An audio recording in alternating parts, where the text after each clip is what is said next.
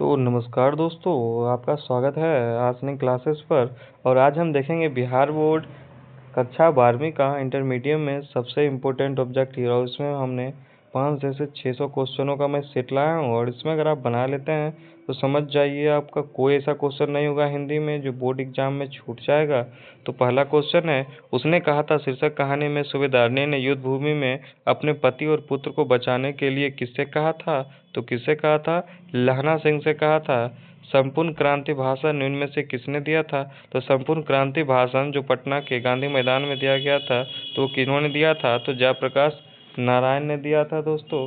उसके बाद अगला क्वेश्चन है, ओ सदा निरा शीर्षक निबंध निम्न में से किस रचनाकार का है? तो ओ सदा निरा निम्न में से किस निबंध का रचनाकार का है? तो जगदीश चंद्र माथुर का है। और अगला क्वेश्चन है, जूठन शीर्षक आत्मकथा निम्न में से किनकी रचना है? तो जूठन किसकी रचना है? तो ओम प्रकाश वाल्मीकि की रचना है। ठीक। और शिक्षा निम्न में से किसकी रचना है? तो शिक्षा जो पाठ है उसकी किसने रचना किया है? तो जे कृष्ण मूर्ति ने रचना किया। किसने? तो जे कृष्ण मूर्ति ने रचना किया है।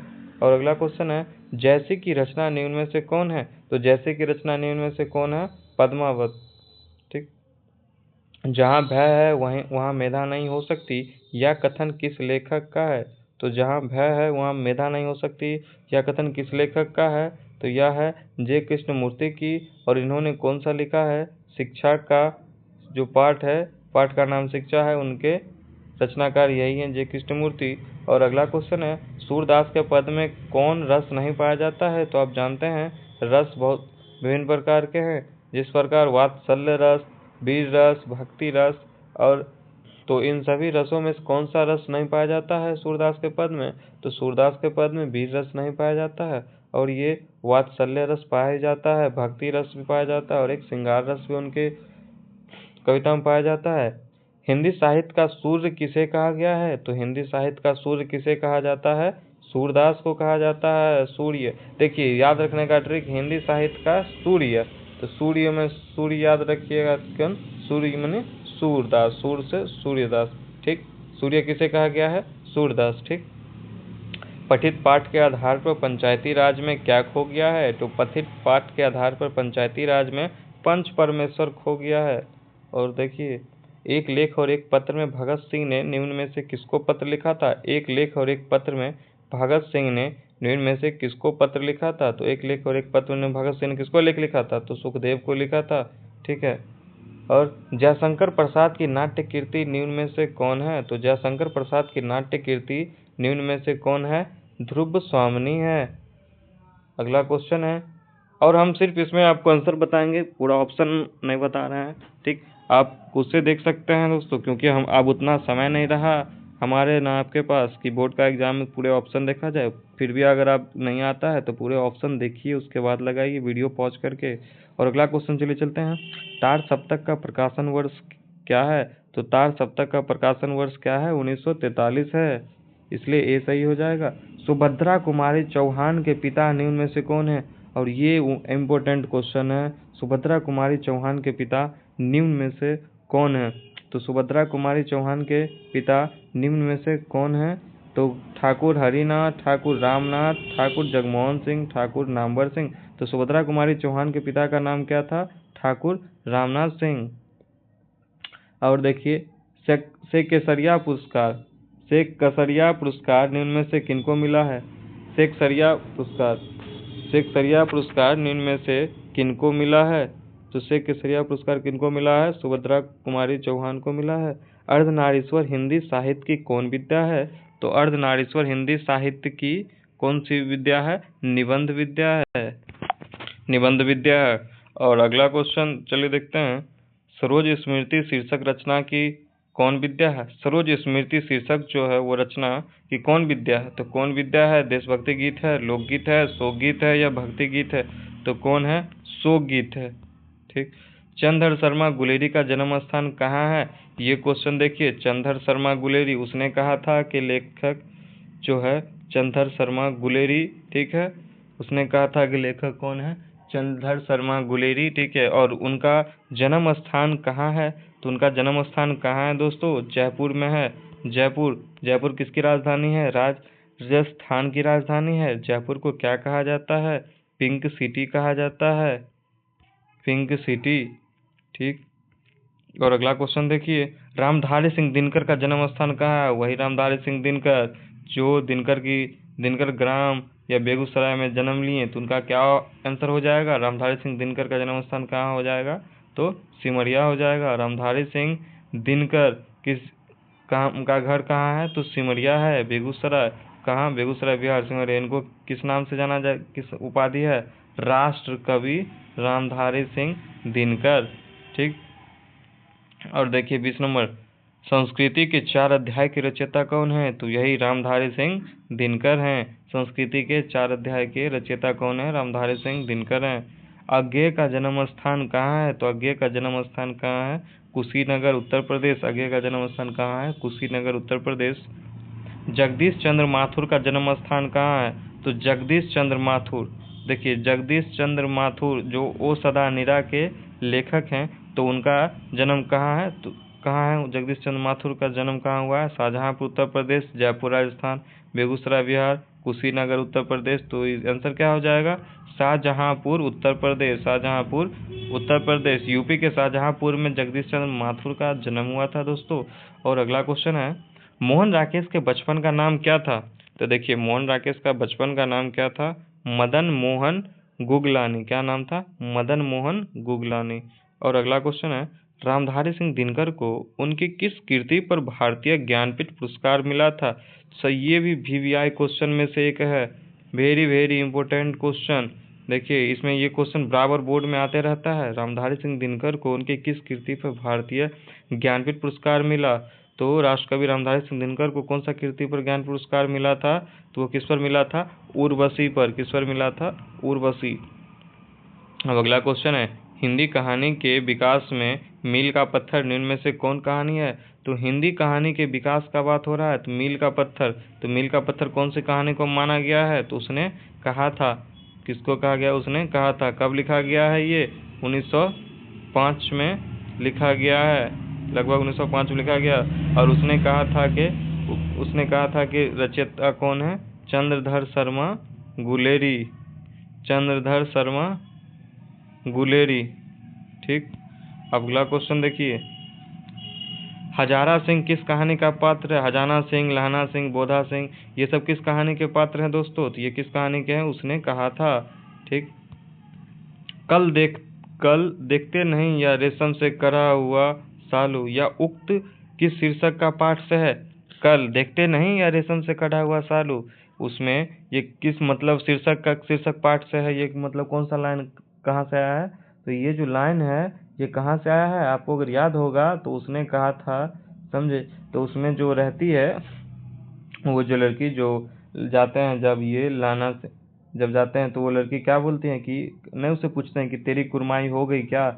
यानी तुम्हारा सगाई हो गया क्या? तो कुरमाई मतलब क्या हो गया? तो उस लड़की कहती है कि कल देखते नहीं या रेशम से कटा हुआ सालू, यानी यह रेशम से कटा हुआ सालू जो है वो उसका प्रतीक है कि मेरी सगाई हो चुकी है। तो ये किस चैप्टर से आया है ये? तो उसने कहा था कि लेखक कौन है? तो उसने कहा था कि लेखक कौन है? चंद्रधर शर्मा गुलेरी जी हैं। महेश्वर किस कहानी के पात्र हैं? महेश्वर किस कहानी के पात्र हैं? तो महेश्वर किस कहानी के पात्र हैं? रोज के कहानी के पात्र हैं महेश्वर। कुंती किस एकांकी की पात्रा है? तो कुंती किस एकांकी की पात्रा है? सिपाही की माँ की। कुंती किस एकांकी की पात्रा है? तो सिपाही की माँ। तो चलिए अब देखते हैं आगे।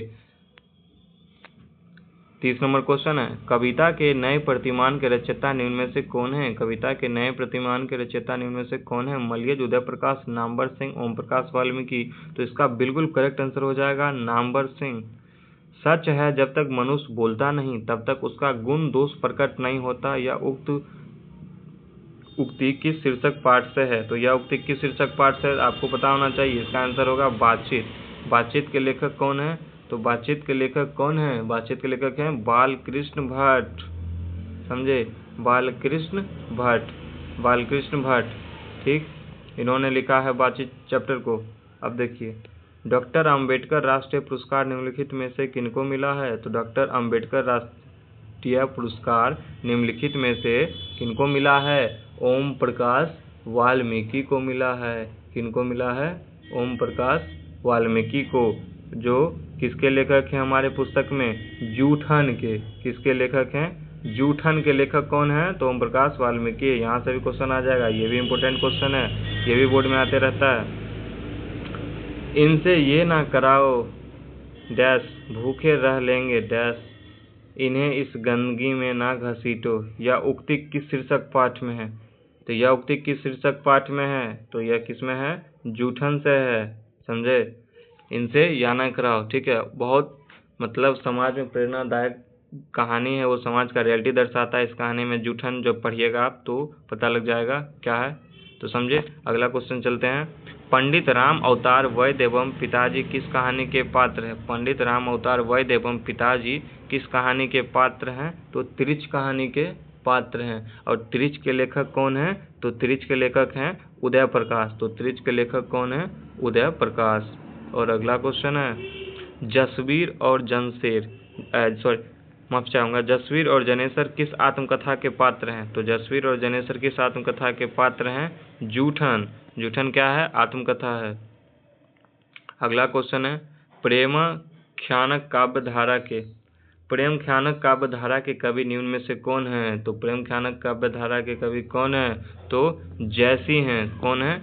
जैसी हैं, ठीक। प्रेम। और अगला क्वेश्चन है, गाढ़ी प्रीति नयन जलमयी, यह पंक्ति किस शीर्षक कविता से है? गाढ़ी प्रीति नयन जलमयी, यह पंक्ति किस शीर्षक कविता से है? तो यह किस शीर्षक कविता से है? करवक से है। कली कराल दुकाल दारुण सब कुमति कुसाजू, यह पंक्ति किस शीर्षक कविता से है? तो कली कुडाल दुकाल दारुण सब कुमति कुसाजू, यह पंक्ति किस शीर्षक कविता से है? तुलसी के पद से है। डरा हुआ मन बेमन जिसका बाजा रोज बजाता है, यह पंक्ति किस शीर्षक कविता से है? यानी डरा हुआ बेमन जिसका बाजा रोज बजाता है, यह पंक्ति किस शीर्षक कविता से है? पुत्र वियोग, हार जीत, अधिनायक, उषा या फिर अधिनायक या फिर उषा। तो इसका क्या हो जाएगा? अधिनायक, ठीक। अधिनायक से यह पंक्ति लिया गया है। और अधिनायक के लेखक कौन हैं? रघुवीर सहाय हैं।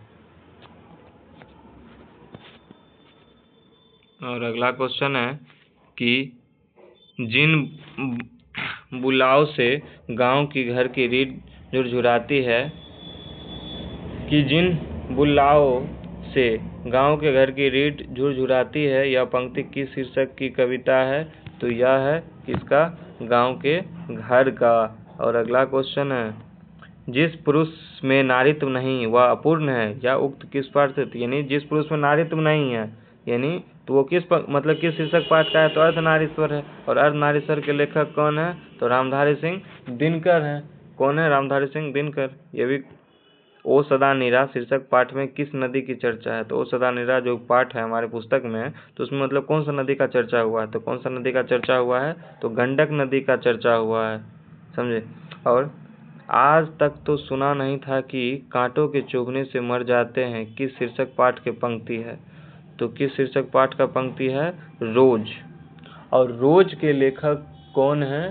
तो रोज के लेखक हैं सच्चिदानंद हीरानंद वात्स्यायन अज्ञेय जी। सच्चिदानंद हीरानंद वात्स्यायन अज्ञेय या फिर अज्ञेय जी। त्रिच कहानी किस प्रकार की रचना है? त्रिच कहानी किस प्रकार की रचना है? मनोवैज्ञानिक, आदर्शवादी, आध्यात्मिक या जादुई यथार्थवादी। तो कौन सी किस प्रकार की रचना है? जादुई यथार्थवादी। और देखिए, गैंग्रीन शीर्षक रचना के रचयिता निम्न में से कौन है? तो गैंग्रीन शीर्षक रचना के रचयिता कौन है? तो गैंग्रीन के शीर्षक रचना अज्ञेय जी हैं, यानी सच्चिदानंद हीरानंद वात्स्यायन अज्ञेय। त्रिच शीर्षक पाठ में त्रिच क्या है? त्रिच शीर्षक पाठ में त्रिच क्या है? तो त्रिच क्या है? विषैला कीड़ा है, यानी जहरीला कीड़ा है, समझे। और देखिए, दलित साहित्य का सौंदर्य शास्त्र के रचयिता निम्न में से कौन है? तो दलित साहित्य के सौंदर्य शास्त्र के रचयिता निम्न में से कौन है? तो ओम प्रकाश वाल्मीकि। और अगला क्वेश्चन है, पुंडलिक जी का संबंध निम्न में से किस रचना से है? पुंडलिक जी का संबंध निम्न में से किस रचना से है? तो ओ सदा निरा। और ओ सदा निरा के लेखक कौन है? कौन है ओ सदा निरा के लेखक? जगदीश चंद्र माथुर। जगदीश चंद्र माथुर। ठीक। सिपाही की माँ एकांकी में निम्न में से कौन पात्रा नहीं है? कुंती, मुन्नी, बिस्नी, मालती। तो मालती नहीं है, बिस्नी भी है, मुन्नी भी है और कुंती भी है। और देखिए 50 नंबर क्वेश्चन, उन दिनों गांव में मरने वाले पशुओं को उठाने का काम भी चूहरों के जिम्मे था। यह पंक्ति किस पाठ में है? तो उन दिन गांव के मरने वाले पशुओं के उठाने को भी काम चूहरों का था, यानी उस गांव में जो मर जाता है। ये किस पाठ से है? तो ये कहाँ किस पाठ से है? जूठन से है। ठीक है। और जूठन के लेखक कौन है? तो ओम प्रकाश वाल्मीकि जी हैं। बिना वेतन के लिए एक शब्द क्या है? तो बिना वेतन के लिए एक शब्द क्या उपयोग होगा? अवैतनिक। अवैतनिक। अवैतनिक। ठीक। कलम की कमाई खाने वाले के लिए एक शब्द क्या होगा? तो कलम की कमाई खाने वाले को क्या बोलेंगे? मसीजीवी। ठीक। जहाँ पुस्तकें छपती हो के लिए एक शब्द क्या हो जाएगा? टंकालय, गौशालय, निर्माणशालय, मधुशालय। तो क्या हो जाएगा? टंकनालय। ठीक। जल में रहने वाली सेना के लिए एक शब्द क्या है? तो जल में रहने वाली सेना के लिए एक शब्द क्या है? नौसेना। जो फल आहार करते हैं के लिए एक शब्द क्या है? तो उनके लिए क्या है? एक फलाहारी। छात्रों के रहने का स्थान के लिए एक शब्द क्या है? तो छात्रों के रहने के स्थान के लिए एक शब्द क्या है? तो छात्रावास।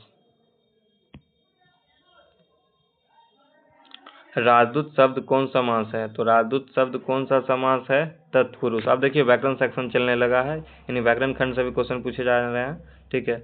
बनाना हमें कितना होता है? 100 ऑब्जेक्टिव में मात्र 50 बनाना होता है, समझे। अब 100 ऑब्जेक्टिव दिया रहता है, बनाना कितना रहता है? 50। यानी आपको 50 को जो उस 100 ऑब्जेक्टिव में अगर आपको सही से आ रहा है ना, वो बना लीजिए। तो 50 नंबर तो आपको इधर सब्जेक्ट ऑब्जेक्टिव में हो गया। ठीक है। और सब्जेक्टिव का 50 नंबर, और इधर से अगर आप मेहनत अच्छा करते हैं, ठीक है, 100 प्रसंग व्याख्या का रहता है, निबंध लेखन रहेगा। ठीक। उसके बाद लघु उत्तरीय और लघु उत्तरीय प्रश्न और दीर्घ उत्तरीय प्रश्न रहेंगे। इन सभी मिलाकर 50 इधर हो जाते हैं। तो 50 50 100, इधर 50 में 50 आप सही कर लीजिए, और इधर 50 में अगर 5 नंबर 10 नंबर कट भी जाते हैं तो फिर भी 40 45 आपको आ जाएंगे। तो टोटल कितना हो जाएगा? तो टोटल 95 नंबर आपको फिर भी मिल जाएंगे। तो कोशिश कीजिए कि 95 प्लस आए। तो चलिए अगला क्वेश्चन है, यथाशक्ति शब्द कौन सा समास है? यानी यथाशक्ति जो शब्द है वो कौन सा समास है? अव्ययी भाव समास है। ठीक। भला बुरा शब्द कौन सा समास है? देखिए भला भला बुरा, दिन रात, तो ये सब किस प्रकार के समास होते हैं? तो ये समास किस प्रकार के होते हैं? द्वंद्व समास होते हैं। दोपहर शब्द कौन सा समास है? दोपहर शब्द कौन सा समास है? द्विगु समास। ठीक। माँ बाप शब्द देखिए, अभी बोले माँ बाप कौन सा इस ये होंगे? तो द्वंद्व समास होंगे। ठीक। चतुरानन शब्द कौन से समास है? चतुरानन शब्द कौन से समास है? तो कौन से समास है ये? बहुव्रीहि। बहुव्रीहि। बुढ़ापा शब्द कौन संज्ञा? बुढ़ापा शब्द कौन सी संज्ञा है? तो बुढ़ापा कौन सी संज्ञा? बुढ़ापा क्या है? भाववाचक। आप बूढ़ा आदमी को न छूइएगा, उसके बुढ़ापा को थोड़ी छू लीजिएगा। समझे। तो अगला क्वेश्चन है, पाटलिपुत्र शब्द कौन संज्ञा है? तो पाटलिपुत्र शब्द कौन सा संज्ञा है? तो पाटलिपुत्र शब्द क्या है? पाटलिपुत्रा क्या है? पाटलिपुत्र क्या है? नाम है। किसका नाम है? पटना का पुराना नाम है। पटना का पुराना नाम, समझे। ओल्ड नेम क्या है? पाटलिपुत्रा। तो ये कौन सा संज्ञा हो जाएगा? व्यक्तिवाचक संज्ञा हो जाएगा। और अगला क्वेश्चन है, गुच्छा शब्द कौन संज्ञा है? तो गुच्छा शब्द कौन सा संज्ञा है? गुच्छा यानी गुच्छा, जैसे कहते हैं ना अंगूर का गुच्छा, यानी उसमें क्या आप काउंट थोड़ी करते हैं, तो वो क्या है? ग्रुप, यानी ए ग्रुप। तो उसको क्या कौन सा समूह संज्ञा बोलेंगे? तो समूहवाचक संज्ञा बोलेंगे। चीनी शब्द कौन संज्ञा है? तो चीनी शब्द कौन सा संज्ञा है? जातिवाचक, व्यक्तिवाचक, द्रव्यवाचक। तो चीनी को हम किस में रखते हैं? द्रव्यवाचक संज्ञा में रखते हैं। ठीक। निम्न में से शुद्ध शब्द कौन सा है? तो देखिए शुद्ध शब्द कौन सा है? ये आशीर्वाद, आशीर्वाद, आशीर्वाद, आशीर्वाद। ठीक। आशीर्वाद, ये तो यानी कौन सा इसमें शुद्ध शब्द है? तो यहाँ देखिए ये जो ए नंबर का जो आशीर्वाद जहाँ लिखा है ये एकदम बिल्कुल सही शुद्ध शब्द है। ठीक, अब अगला देखिए, निम्न में से शुद्ध शब्द कौन है? तो निम्न के शुद्ध शब्द कौन सा? देखिए इसमें प्रशंसा, प्रसाद, प्रणाम भी गलत है लिखा, प्रसाद सही है लिखा हुआ, प्रसाद गलत है, समिति, तो फिर इसमें कौन सा शब्द सही है? प्रशंसा।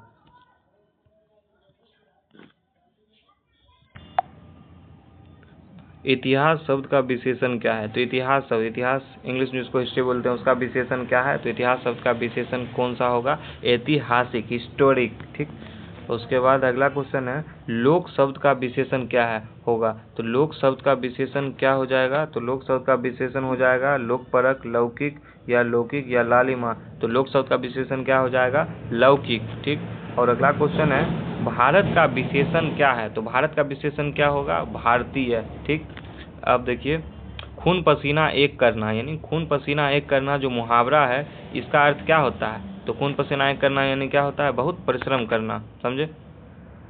ईंट से ईंट बजाना, ईंट से ईंट बजाना मुहावरे का अर्थ क्या है? तो ईंट से ईंट बजाने मुहावरे का अर्थ क्या है? तो ईंट से ईंट बजाने का मुहावरे का अर्थ क्या है? यानी लड़ाई करना।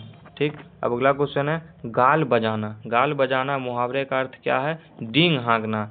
लोग कहते हैं ना कि लोग गाल बजाता है यानी डींग हाँकता है, बोलता है ये किए वो किए मेरे पास ये है, तो वो सब क्या हो जाता है? वो डींग हाँकना हो जाता है, यानी झूठ बातें बोलना। अग्नि शब्द का पर्यायवाची शब्द क्या? आप देखिए पर्यायवाची शब्द आ गया, तो अग्नि शब्द का पर्यायवाची शब्द कौन होगा? तो अग्नि शब्द का पर्यायवाची क्या होगा? पावक होगा। ठीक, अगला क्वेश्चन, कपड़ा शब्द का पर्यायवाची क्या है? तो कपड़ा शब्द का पर्यायवाची क्या होगा? वस्त्र, वस्त्र होगा कपड़ा शब्द का पर्यायवाची, वस्त्र। ठीक, अब देखिए काजल शब्द क्या है? तो काजल शब्द क्या है? पुल्लिंग है, स्त्रीलिंग है, उभयलिंग या कौन है? तो काजल शब्द क्या है? तो काजल पुल्लिंग है। आत्मा शब्द क्या है? तो आत्मा शब्द क्या है? आत्मा क्या है? स्त्रीलिंग शब्द है। ठीक, अब देखिए प्राण शब्द क्या है? तो प्राण शब्द क्या है? प्राण शब्द क्या है? पुल्लिंग, स्त्रीलिंग या फिर उभयलिंग था? तो प्राण शब्द कौन सा है? पुल्लिंग है, पुल्लिंग शब्द है। ठीक, पुरस्कार शब्द का विलोम शब्द क्या होगा? तो पुरस्कार, पुरस्कार मतलब अवार्ड।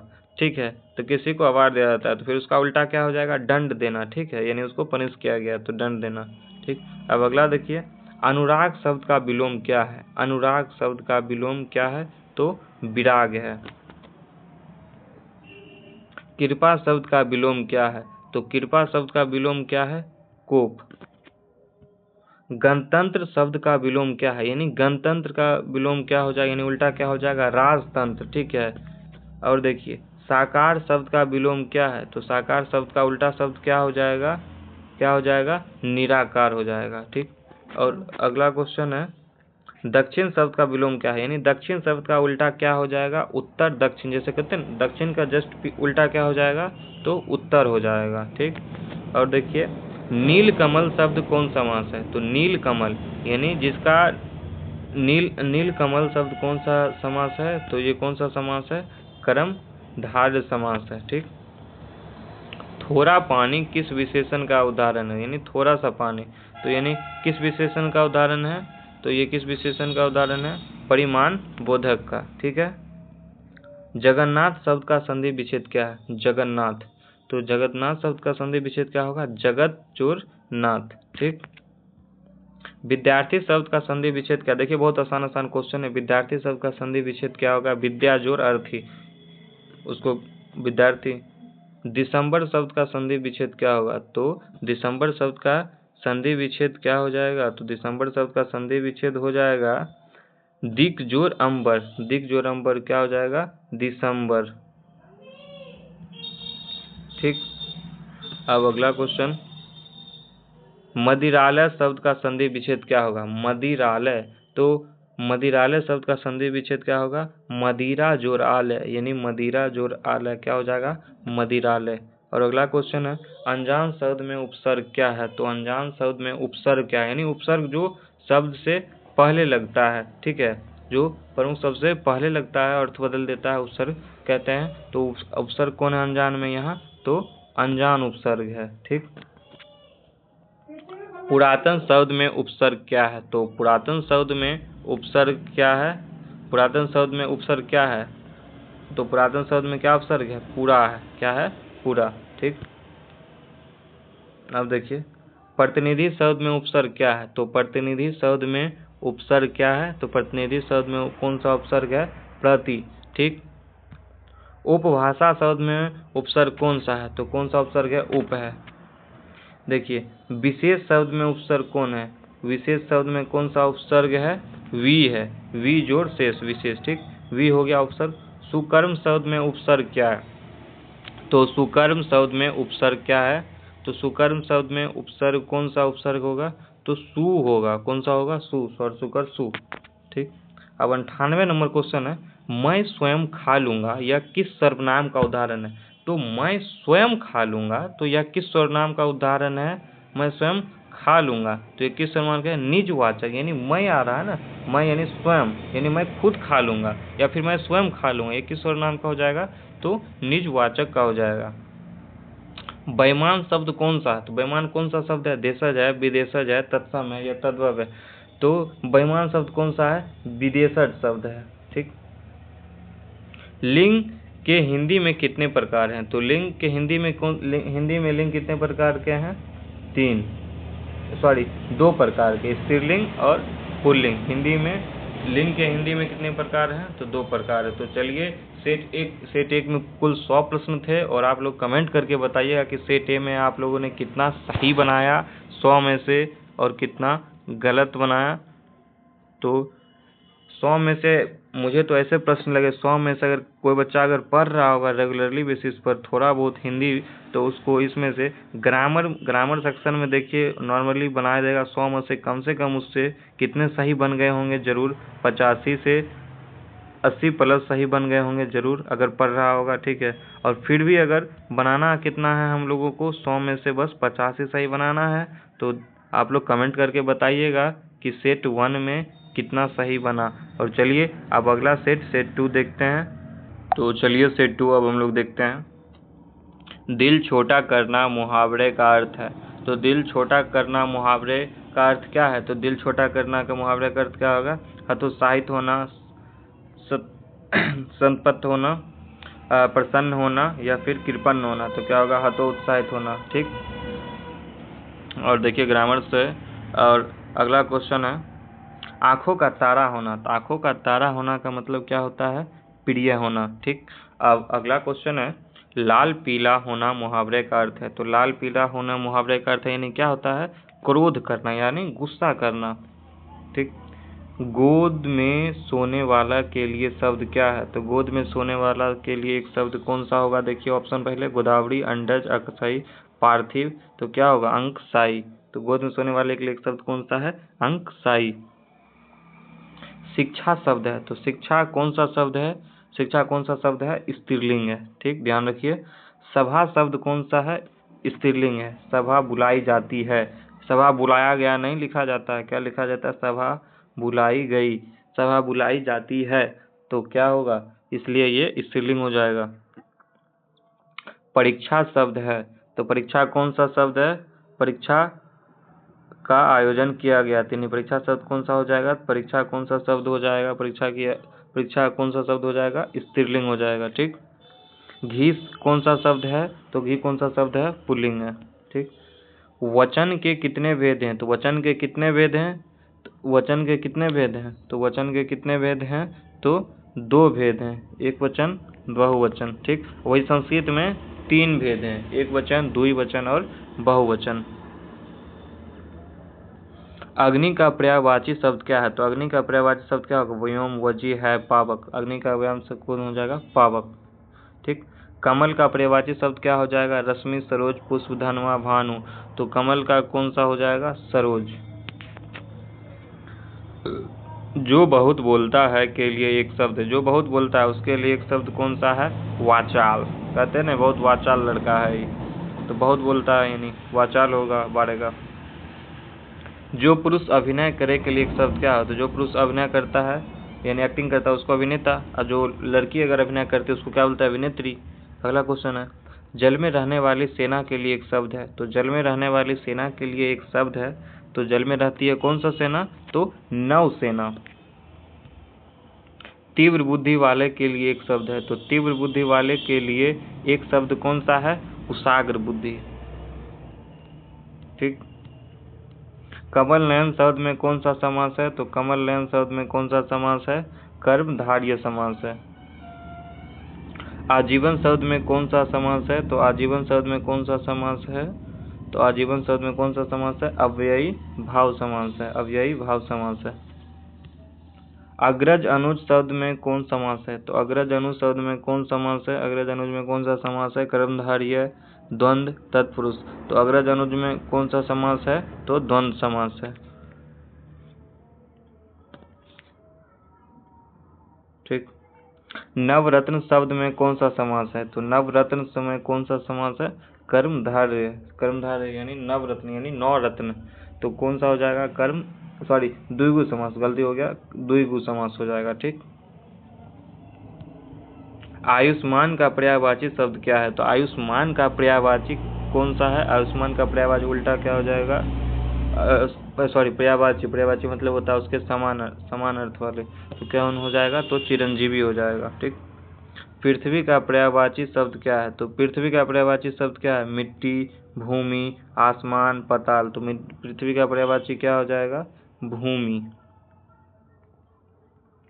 संधि के कितने भेद हैं? तो संधि के कितने भेद, देखिए कितना आसान क्वेश्चन है। तो संधि के कितने भेद हैं? यहाँ ऑप्शन क्या हो जाएगा? 5, 6, 3, 2। संधि के कितने भेद हैं? 3 संधि हैं। ठीक। दिगंबर शब्द का संधि विच्छेद है, संधि विच्छेद, दिगंबर शब्द का संधि विच्छेद क्या हो जाएगा? दिक जोर अंबर, दिगंबर। ठीक। यशोदा शब्द का संधि विच्छेद है, तो यशोदा शब्द का संधि विच्छेद है यशा जोरदा, यश जोरदा, यसी जोरदा, यशा जोरदा। तो यशोदा का संधि विच्छेद क्या हो जाएगा? सही, यशा जोरदा। तपोबल शब्द का संधि विच्छेद है, तो तपोबल शब्द का संधि विच्छेद क्या है? तपा जोर बल। वार्तालाप शब्द का संधि विच्छेद है, तो वार्तालाप का संधि विच्छेद क्या हो जाएगा? वार्ता जोर आलाप, वार्तालाप। महेश शब्द का संधि विच्छेद क्या होगा? तो महेश शब्द का संधि विच्छेद क्या हो जाएगा? महाजोर ईस, महेश। ठीक। कठोर शब्द का विलोम क्या होगा? यानी कठोर का उल्टा शब्द क्या हो जाएगा? ऑप्शन के अनुसार कोमल हो जाएगा। स्तुति शब्द का विलोम शब्द क्या हो जाएगा? निंदा हो जाएगा। कनिष्ठ शब्द का विलोम क्या होगा? तो कनिष्ठ शब्द का विलोम क्या हो जाएगा? ज्येष्ठ हो जाएगा। अंतरंग शब्द का विलोम क्या हो जाएगा? तो अंतरंग शब्द का कौन सा हो जाएगा? बहिरंग हो जाएगा। तिमिर शब्द का विलोम क्या होगा? तो तिमिर शब्द का कौन सा विलोम हो जाएगा? तिमिर शब्द का कौन सा विलोम हो जाएगा? प्रकाश। कृष्ण शब्द का विलोम क्या होगा? यानी कृष्ण शब्द का उल्टा शब्द क्या होगा? शुक्ल। विज्ञान शब्द में उपसर्ग कौन है? तो विज्ञान शब्द में कौन सा उपसर्ग है? वी, यानी बी आंसर हो जाएगा। पुरातन शब्द में उपसर्ग कौन सा है? तो पुरातन शब्द में उपसर्ग कौन सा है? तो पुरातन में उपसर्ग कौन सा है? तो पूरा है। कौन सा है? पूरा। तो 35 का सी हो जाएगा।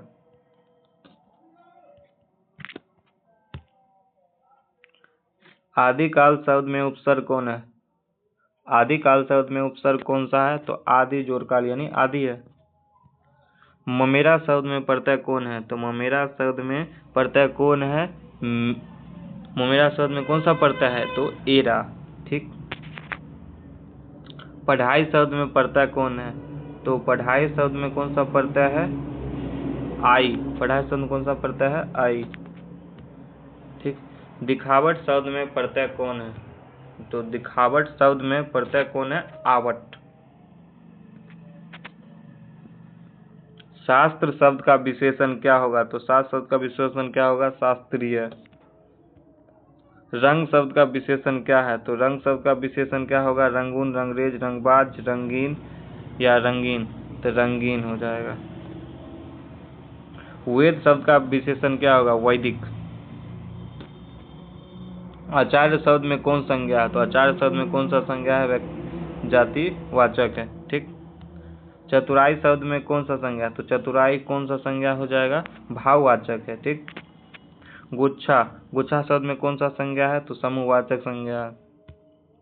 बहुत आसान आसान क्वेश्चन है, इतने आसान आसान क्वेश्चन बोर्ड में आ जाता है, आप लोग पूरा 100 में 100 मतलब बना सकते हैं, लेकिन बनाना तो बस 50 ही है। तो प वर्ण का उच्चारण स्थान कौन सा है? ओष्ठ। द वर्ण का उच्चारण स्थान कौन सा है? तो द वर्ण का उच्चारण स्थान कौन सा है? दंत। ठीक। क वर्ण का उच्चारण स्थान है, तो क वर्ण का उच्चारण स्थान कौन सा है? तो कंठ। कारक के कितने भेद है? देखिए कितना आसान आसान सब क्वेश्चन है। तो कारक के कितने भेद हैं? तो कारक के कितने भेद हैं ऑप्शन के अनुसार? तो कारक के कितने भेद हैं? 8 भेद हैं। कारक के कितने भेद हैं? 8 भेद हैं। ठीक। पेड़ से पत्ते गिरते हैं, किस कारक का उदाहरण? यानी पेड़ से पत्ते गिरते हैं यानी बिछड़ रहे हैं, तो कौन सा हो जाएगा? अपादान हो जाएगा। करण कारक का चिन्ह कौन है? तो करण कारक का चिन्ह कौन है? कर्ता ने कर्म को करण से या द्वारा। ठीक। 51 का कौन हो जाएगा? बी हो जाएगा, से द्वारा। बाल कृष्ण भट्ट रचित रचना निम्न में से कौन है? तो बाल कृष्ण भट्ट कौन सा लिखे हैं? तो बातचीत लिखे हैं, आपको पता ही होगा बातचीत, जिसमें बताया गया है आर्ट ऑफ कन्वर्सेशन। ठीक। जो यूरोप के लोगों में सबसे ज़्यादा है।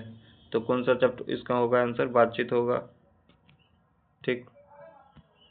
सूबेदार ने किस शीर्षक कहानी की पात्रा है? तो सूबेदार ने किस शीर्षक पात्र कहानी है? तो उसने कहा था कि लेखक कौन है? तो उसने कहा था चंद्रधर शर्मा गुलेरी, जिनका जन्म कहाँ हुआ है? जयपुर में। ठीक। उसने कहा था किस प्रकार की कहानी है? तो उसने कहा था किस प्रकार की कहानी है?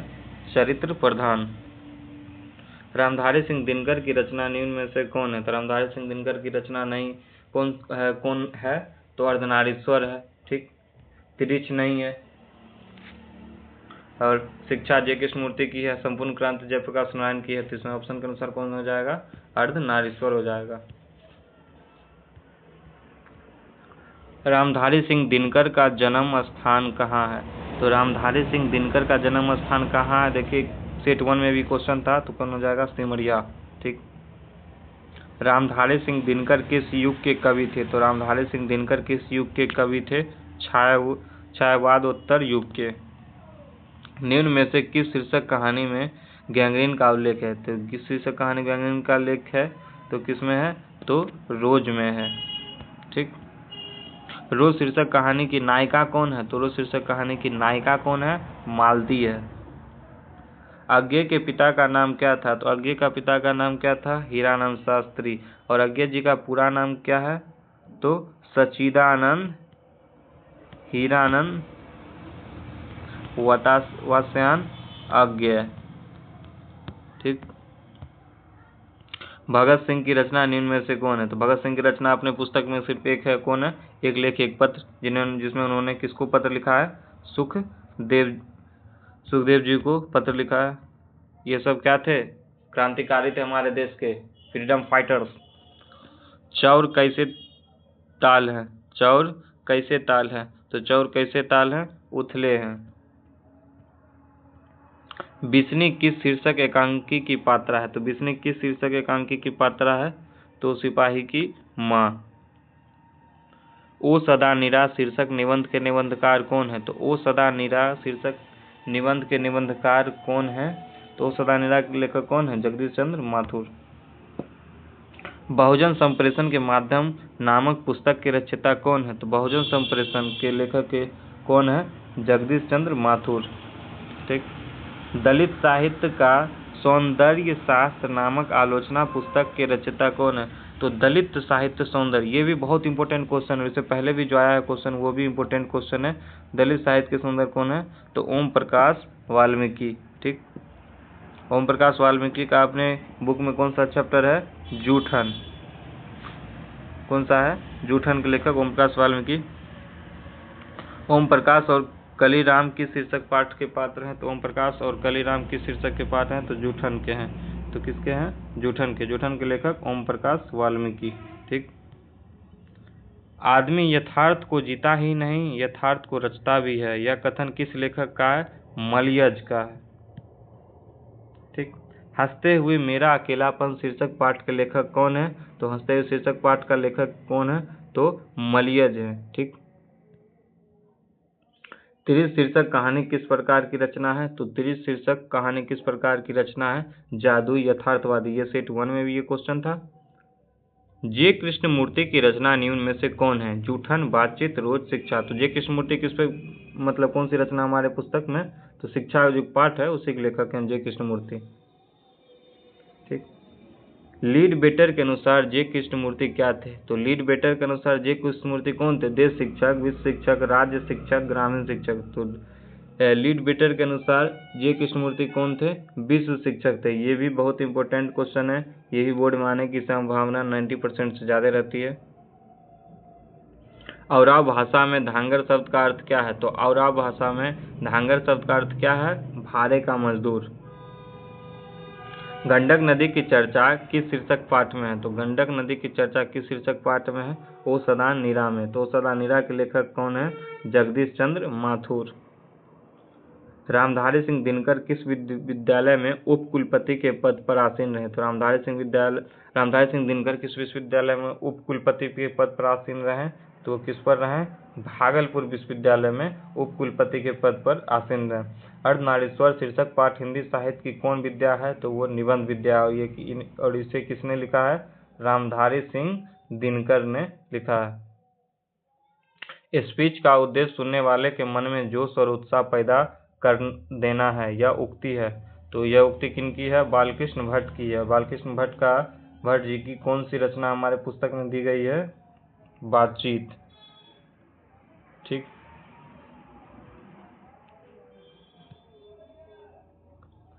प्रकृति वर्णन से संबंधित कविता। प्रकृति वर्णन से संबंधित कविता कौन सी है? उषा। कवियों के कवि किन्हें कहा जाता है? देखिए ये भी क्वेश्चन कई बार आया है। कवियों के कवि किन्हें कहा जाता है? तो कवियों के कवि किन्हें कहा जाता है? शमशेर बहादुर सिंह को कहा जाता है। ठीक। मुक्ति बोध का पूरा नाम क्या है? तो मुक्ति बोध का पूरा नाम क्या है? तो गजानन माधव मुक्ति बोध। गजानन माधव मुक्ति बोध। ठीक। ज्ञानेंद्र पति किस प्रशासनिक पद पर कार्यरत थे? ज्ञानेंद्र पति किस प्रशासनिक पद पर कार्यरत थे? तो किस थे? कारा अधीक्षक। गांव का घर शीर्षक कविता के कवि कौन है? तो गांव का घर शीर्षक कविता के कवि कौन है? तो गांव का घर शीर्षक कविता के कवि कौन है? तो ज्ञानेंद्र पति हैं। ठीक। और ये आखिरी चैप्टर है हमारे बुक में। ठीक। काव्यखंड का है। उषा शीर्षक कविता के कवि कौन है? तो देखिए उषा शीर्षक की कविता के कवि कौन है? शमशेर बहादुर सिंह। शमशेर बहादुर सिंह, जिनको क्या कहा जाता है? कवियों के कवि। ठीक। कवियों के कवि कहा जाता है, समझे। तुलसीदास का जन्म कहाँ हुआ था? तो तुलसीदास का जन्म कहाँ हुआ था? राजापुर, बांदा, उत्तर प्रदेश। तुलसीदास का जन्म कहाँ हुआ था? राजापुर, उत्तर प्रदेश, यूपी में। यूपी के राजापुर जगह में। ठीक।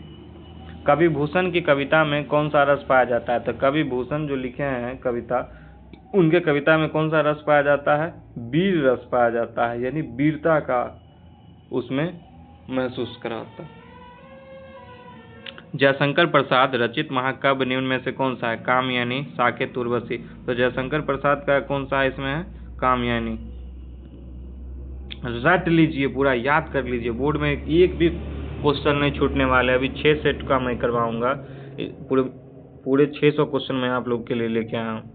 तो सुभद्रा कुमारी चौहान का जन्म कहाँ हुआ था? सुभद्रा कुमारी चौहान का जन्म कहाँ हुआ है? निहालपुर। पुत्र वियोग शीर्षक कविता की कवित्री कौन है? तो पुत्र वियोग शीर्षक कविता की कौन है? सुभद्रा कुमारी चौहान। और इनका घर कहाँ है? अभी ये जस्ट बताया था मैंने, कहाँ है? निहालपुर। मेरा खोया हुआ खिलौना अब तक मेरे पास ना आया, यह पंक्ति किस शीर्षक कविता की है? तो यह पंक्ति किस शीर्षक कविता की है? पुत्र वियोग की है। पंचायती राज में जैसे खो गए पंच परमेश्वर, यह पंक्ति किस शीर्षक की है? तो यह किसकी है? गांव का घर की। प्यारे नन्हे बेटों को शीर्षक कविता का नायक कहाँ का रहने वाला? प्यारे नन्हे बेटों को शीर्षक कविता का नायक कहाँ का रहने वाला है? भिलाई, छत्तीसगढ़। दानव दुरात्मा एक, मानव की आत्मा एक, यह पंक्ति किस शीर्षक कविता की है? किस शीर्षक कविता की है? तो 92 का क्या हो जाएगा? जनजन का चेहरा एक, जनजन का चेहरा एक। और जनजन का चेहरा एक के लेखक कौन है? गजानन मानव मुक्ति बोध। छत्रसाल दशक शीर्षक कृति के रचना कौन है? छत्रसाल दशक शीर्षक कृति के रचनाकार कौन है? तो भूषण है, कवि भूषण। कवि जैसे की रचना निम्न में से कौन है? तो कवि जैसे की रचना कौन है? करवक। चित्रलेखा नामक रचना के रचयिता कौन है? तो चित्रलेखा किन्होंने लिखा?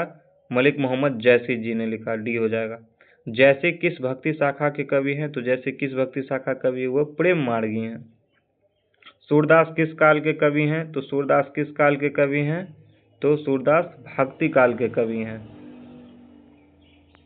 पाठ्य पुस्तक में सूरदास रचित पद कहाँ से संकलित है? तो पाठ्य पुस्तक में जो हमारी किताब में दिया गया सूरदास जी का वो रचित पद कहाँ संकलित है?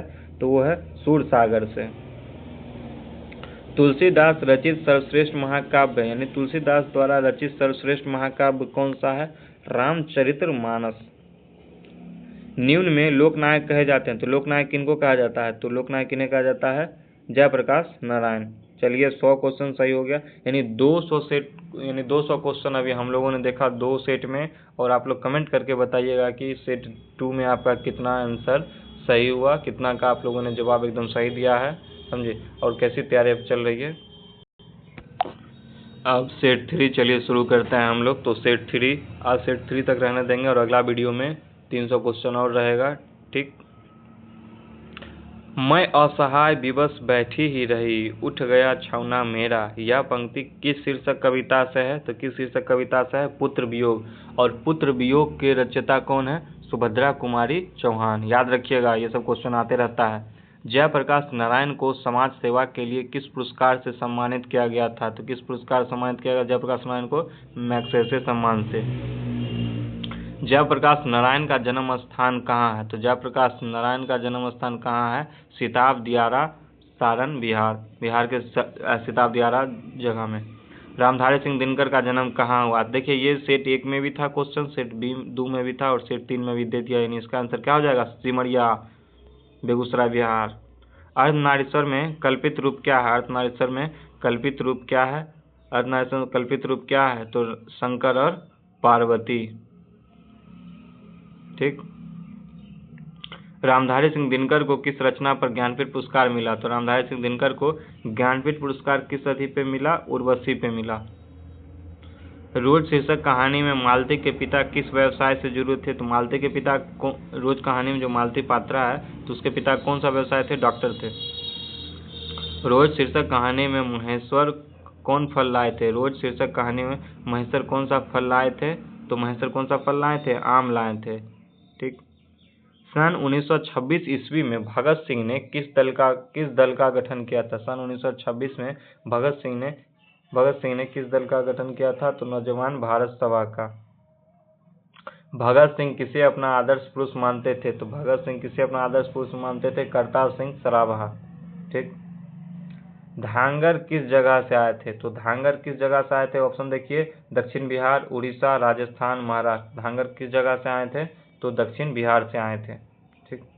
बिना फेरे घोड़ा बिगड़ता है और बिना लड़े सिपाही, यह पंक्ति किस पाठ से है? तो किस पाठ से है? देखिए उसने कहा था कि लेखक कौन है? चंद्र शर्मा गुलेरी। और चंद्र शर्मा गुलेरी जी का जन्म कहाँ हुआ? तो जयपुर में, राजस्थान में का जो राजधानी है जयपुर को पिंक सिटी भी कहते हैं दोस्तों। सिपाही की माँ शीर्षक एकांकी में बिस्नी चारपाई के पास मोढ़े पर बैठी क्या करती दिखाई देती है? तो सिपाही की माँ शीर्षक एकांकी में बिस्नी चारपाई के पास मोढ़े पर बैठी क्या दिखाई करती है? सूत काटती रहती है, ठीक, काटती रहती है। मुन्नी कौन थी? तो मुन्नी कौन थी? सुखनी की बेटी थी, रजनी की बेटी थी, शिवनी की बेटी कि बिस्नी की बेटी? तो मुन्नी कौन थी? बिस्नी की बेटी थी। प्रगीत और समाज शीर्षक निबंध किस निबंध संग्रह से लिया गया है? तो प्रगीत और समाज से लिया गया है वाद विवाद संवाद से। और प्रगीत और समाज के लेखक कौन है? तो नामवर सिंह है। कौन है? नामवर सिंह, ठीक। याद रखिए प्रगीत ये गद्य खंड का है, नामवर सिंह, ठीक। अगला क्वेश्चन है, कहीं नहीं वहीं कविता संग्रह के रचयिता कौन है? कहीं नहीं वहीं कविता के रचयिता कौन है? वो अशोक वाजपेयी जी। हिंदी साहित्य में गजानन मानव मुक्ति बोध का उदय कैसे कवि के रूप में हुआ? हिंदी साहित्य में गजानन मानव मुक्ति बोध का उदय कैसे कवि के रूप में हुआ?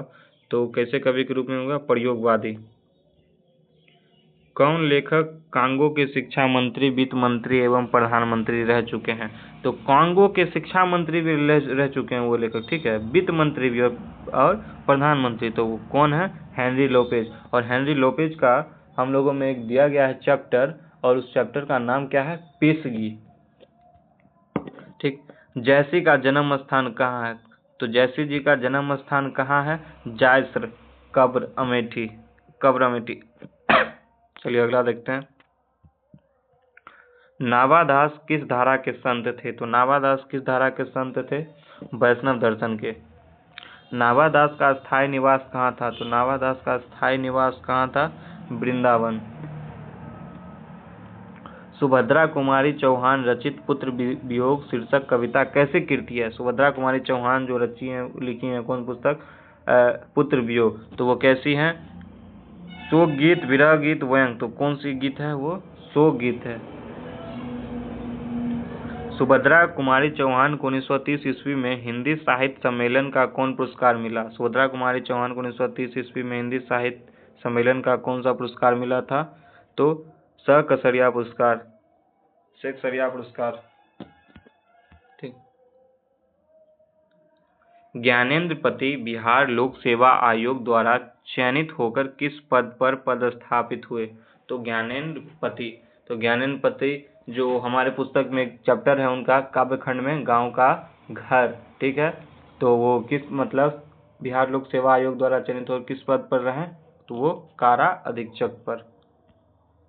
और अगला क्वेश्चन है, चीर विषाद विलीन मन की यह पंक्ति किस शीर्षक कविता से है? तो चीर विषाद विलीन मन की यह पंक्ति किस कविता से है? चीर विषाद विलीन मन की। तुमुल कोलाहल कला में हार जीत, पुत्र वियोग, अधिनायक। तो किस में है? तुमुल कोलाहल कला में। किस में है? तुमुल कोलाहल में, कला में है। चंद्र शर्मा गुलेरी की रचना निम्न में से कौन है? तो चंद्र शर्मा गुलेरी की रचना कौन है? उसने कहा था। ठीक। नावादास की कविता का नाम क्या है? तो नावादास जो कविता लिखे हैं उनकी कविता का नाम क्या है? छप्पै। जयप्रकाश नारायण का निधन कब हुआ? तो जयप्रकाश नारायण का निधन कब हुआ? तो ये इंपॉर्टेंट क्वेश्चन है, 8 अक्टूबर 1979। रघुवीर सहाय का निधन कब हुआ था? रघुवीर सहाय का निधन कब हुआ? 30 दिसंबर 1990। सुखमय जीवन के लेखक का नाम क्या है? तो सुखमय जीवन के लेखक का नाम क्या है? तो सुखमय जीवन के लेखक का नाम क्या है? तो चंद्र शर्मा गुलेरी। पद्मावत के कवि का नाम क्या है? तो पद्मावत के कवि कौन है? मलिक मोहम्मद जैसी। उर्वशी के रचयिता का नाम क्या है? तो उर्वशी के रचयिता कौन हो गए? रामधारी सिंह दिनकर। उर्वशी के लिए इनको कौन सा पुरस्कार दिया गया था? ज्ञानपीठ पुरस्कार। समझे? ज्ञानपीठ पुरस्कार दिया गया था। चांद का मुंह टेढ़ा है के रचयिता का नाम क्या है? तो चांद का मुंह टेढ़ा है, रचयिता कौन है? मुक्तिबोध है। ठीक, गजानन मुक्तिबोध। ठीक, माधव मुक्तिबोध इनका पूरा नाम है। दानव दुरात्मा एक मानव की आत्मा एक थी, यह पंक्ति किस कविता से? तो दानव दुरात्मा एक मानव की आत्मा एक, तो यह किसकी रचना मतलब जनजन का चेहरा एक से यह पंक्तियां है। जनजन चेहरा से दानव दुरात्मा एक मानव की आत्मा एक। पूर्व पश्चिम से आते हैं नंगे दूचे नरकंकाल नरक काल, यह पंक्ति किस? पूर्व पश्चिम से आते हैं, तो यह किससे है? अधिनायक से है। ठीक। तेरी कुरमाई हो गई, यह पंक्ति किस शीर्षक की कहानी से है? तो तेरी कुरमाई की हो गई किससे है? उसने कहा था लेखक चंद्र शर्मा गुलेरी। अज्ञेय रचित पठित पाठ का नाम क्या है? अज्ञेय रचित पठित पाठ का नाम क्या है? तो अज्ञेय रचित पठित पाठ का नाम क्या है? रोज। ठीक।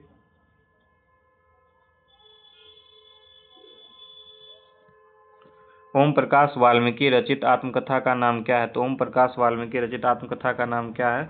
जूठन। विनोद कुमार शुक्ल रचित कविता का नाम बताएं।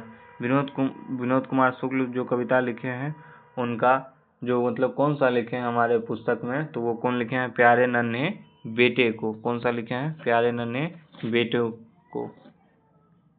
ज्ञानेंद्र पति रचित कविता का नाम क्या है? तो ज्ञानेंद्र पति कौन सा लिखे हैं? तो ज्ञानेंद्र पति कौन सा लिखे हैं? गांव का घर, वो आखिरी चैप्टर है काव्यखंड का। लहना सिंह किस कहानी का पात्र है? तो लहना सिंह उसने कहा था। महेश्वर किस कहानी का पात्र है? तो महेश्वर किस कहानी का पात्र है? तो रोज कहानी का पात्र है। और रोज के लेखक कौन है? सच्चिदानंद हीरानंद वात्स्यायन अज्ञे। ब्रजराज कुंवर किस कविता का पात्र है? ब्रजराज कुंवर किस कविता का पात्र है? तो ब्रजराज कुंवर किस कविता का पात्र है? सूर के पद। छत्रसाल किस कविता का पात्र है? तो छत्रसाल किस कविता का पात्र है? कवित्त। रामधारी सिंह दिनकर किस काल के कवि हैं? तो किस काल के कवि हैं रामधारी सिंह दिनकर जी? आधुनिक काल के। जैसी किस काल के कवि हैं? तो जैसी किस काल के हैं? भक्ति काल के हैं। ओ सदा निरा शीर्षक पाठ हिंदी साहित्य की कौन विद्या है? तो ओ सदा निरा। तो ओ सदा निरा किस पाठ की है? मतलब कौन सा साहित्य हिंदी का है? तो ओ सदा निरा किस पाठ का है? तो वो क्या है? निबंध हो जाएगा। ठीक। हंसते हुए मेरा अकेलापन शीर्षक पाठ हिंदी साहित्य की कौन विद्या है? तो हंसते हुए मेरा अकेलापन शीर्षक पाठ हिंदी साहित्य की कौन विद्या है? तो हिंदी साहित्य की कौन सी विद्या है? वो डायरी है। करवक शीर्षक कविता किस महाकाव्य का अंश है? तो करवक शीर्षक कविता किस महाकाव्य का अंश है? पद्मावत। सूरदास के दोनों पद किस महाकाव्य के अंश है? तो सूरदास के दोनों पद किस महाकाव्य के अंश हैं? सूरसागर। पुत्र वियोग शीर्षक कविता किस प्रतिनिधि काव्य का अंश है? तो पुत्र वियोग किस कविता का? मुकुल। मुकुल। ठीक। तार सप्तक के संपादक कौन है? तो तार सप्तक के संपादक कौन है? अज्ञे जी हैं। टीटी की माँ का नाम क्या है? तो टीटी की माँ का नाम क्या है? शीला नीलम मालती। तो क्या नाम है टीटी की माँ का? मालती। हमें जीवन और मृत्यु के विषय में किस रीति से सोचना चाहिए? हमें जीवन मृत्यु के किस रीति से सोचना चाहिए? भौतिकवादी रीति से। सर्वव्यापी शब्द का अर्थ क्या है? तो सर्वव्यापी शब्द का अर्थ क्या है? हर जगह व्याप्त। आंख लगना मुहावरे का अर्थ क्या है? तो आंख लगना मुहावरे का अर्थ क्या है? नींद आना। ठीक। ईमान बेचना मुहावरे का अर्थ क्या है? तो ईमान बेचना यानी अपने कर्तव्य से हट जाना। कमर टूटना मुहावरे का अर्थ क्या है? आर्थिक स्थिति खराब होना। तीन तेरह होना। तो तीन तेरह होना का क्या हो जाएगा? टालमट, बिखर जाना। ठीक। दांत खट्टे करना। तो दांत खट्टे करने का मुहावरे का अर्थ क्या होगा? पराजित करना यानी हरा देना। उपवन शब्द में उपसर्ग कौन सा है? उप है। ठीक। बेईमान शब्द में उपसर्ग क्या है? तो बेईमान शब्द में उपसर्ग कौन सा है? बे। अंकुरित शब्द में प्रत्यय क्या है? तो अंकुरित शब्द में प्रत्यय क्या है? इत। अंकुरित इत है। ठीक। बड़प्पन शब्द में प्रत्यय क्या है? अपन। तो 64 का डी हो जाएगा। ख का उच्चारण स्थान क्या है? तो ख का उच्चारण स्थान क्या है? कंठ। नौ का उच्चारण स्थान क्या है? नो। क्या है? मूर्धा। छ का उच्चारण स्थान क्या है? तो छ का उच्चारण स्थान क्या है? तालु दंत ओष्ठ या फिर मूर्धा। तो छ का उच्चारण स्थान क्या हो जाएगा? छ का उच्चारण स्थान क्या हो जाएगा? तो तालु छ। ठीक। 68 नंबर क्वेश्चन है भ का उच्चारण स्थान क्या है? तो भ का उच्चारण स्थान क्या है? भ यानी ओष्ठ। शहर शब्द क्या है? तो शहर शब्द क्या है? पुल्लिंग है। शहर शब्द क्या है? पुल्लिंग है। आयु शब्द क्या है? तो आयु शब्द क्या है? तो आयु शब्द क्या है? तो आयु शब्द क्या है? स्त्रीलिंग है। आयु स्त्रीलिंग। आत्मा शब्द क्या है? तो आत्मा शब्द क्या है? स्त्रीलिंग है। अनुराग शब्द का विलोम क्या है? तो अनुराग शब्द का विलोम शब्द क्या है? अनुराग का उल्टा क्या हो जाएगा? विराग। कृष्ण शब्द का विलोम शब्द क्या है? तो यानी कृष्ण शब्द का विलोम शब्द क्या हो जाएगा? शुक्ल हो जाएगा। ठीक। स्थावर शब्द का विलोम क्या है? स्थावर शब्द का विलोम शब्द क्या हो जाएगा? जंगम। स्तुति शब्द का विलोम शब्द क्या हो जाएगा? निंदा। आकर्षण शब्द यानी आकर्षण शब्द का विलोम शब्द क्या हो जाएगा? विकर्षण। स्वर्ण शब्द का विशेषण क्या हो जाएगा? स्वर्णिम हो जाएगा। जगत शब्द का विशेषण क्या होगा? तो जगत शब्द का विशेषण क्या हो जाएगा? जागतिक हो जाएगा। दिन शब्द का विशेषण क्या हो जाएगा? दिन शब्द का दैनिक हो जाएगा। पुराण शब्द का विशेषण क्या होगा? तो पुराण शब्द का विशेषण क्या हो जाएगा? पौराणिक हो जाएगा। विशेषण के कितने भेद हैं? तो विशेषण के कितने भेद हैं? 2, 4, 6, 8। तो विशेषण कितने भेद हैं? विशेषण कितने भेद हैं? 4 भेद हैं। निम्न में से संख्यावाचक विशेषण कौन है? तो निम्न में से संख्यावाचक, जिसे यानी संख्या पता लगता है, वो कौन सा? 100, यानी ये सही हो जाएगा। यथासाध्य शब्द कौन सा समास है? यथासाध्य शब्द कौन सा समास है? अब यही भाव। नरसिंह शब्द कौन सा समास है? कौन सा समास है? तो नरसिंह कौन सा समास हो जाएगा आपको? कर्मधारय हो जाएगा। पृथ्वी शब्द का पर्यायवाची क्या है? तो पृथ्वी शब्द का पर्यायवाची क्या हो जाएगा? भूमि, भूपति, भूधर या पाथ है। तो पृथ्वी का पर्यायवाची क्या हो जाएगा? भूमि। गणेश शब्द का पर्यायवाची शब्द क्या हो जाएगा? गिरजानंदन, गिरीश, गिरजा, गिरजाशंकर। तो क्या हो जाएगा? गिरजानंदन। नदी शब्द का पर्यायवाची शब्द कौन नहीं है? तो तटनी, तरंगनी, अपगा, भागीरथी। तो इसमें सभी है, भागीरथी नहीं है। भागीरथी नहीं है नदी शब्द का पर्यायवाची। नदी शब्द का पर्यायवाची देखिए और कौन है? तटनी है, तरंगनी है आपका, इसलिए ये इसका बिल्कुल सही हो जाएगा। भौरा शब्द का पर्यायवाची शब्द क्या हो जाएगा? भौरा। ठीक है। मधु। स्वागत शब्द का संधि विच्छेद क्या हो जाएगा? सु जोड़ आगत।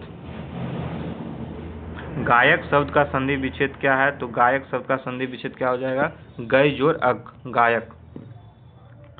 परमार्थ शब्द का संधि विच्छेद क्या है? तो परमार्थ शब्द का संधि विच्छेद क्या है? परम जोड़ अर्थ, परमार्थ।